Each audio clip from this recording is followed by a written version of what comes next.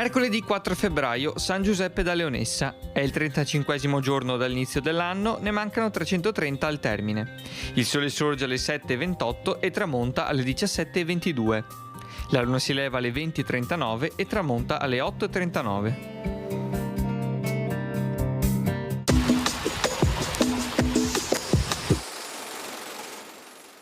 Si inaugura a Bassano il nuovo ponte coperto sul Brenta, in sostituzione di quello distrutto dai francesi nel 1813, lungo circa 65 metri, largo 8.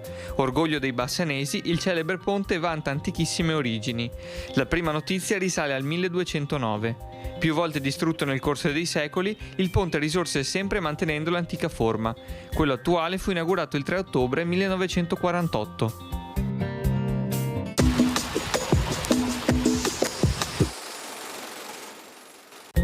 Le previsioni per domani. Cielo fino alle ore centrali da coperto a molto nuvoloso, salvo qualche possibile schiarita da ovest. Poi regolarmente nuvoloso con più significative schiarite da sud-ovest. Fenomeni di precipitazioni in prevalenza modesti, relativamente diffusi a nord-est fino al mattino e per il resto da sparsi a locali, con significative pause specie da sud-ovest in pianura nelle ore pomeridiane. Limite del nevicato in lieve rialzo fino a circa 1100-1400 metri sulle prealpi e 800-1100 metri sulle Dolomiti.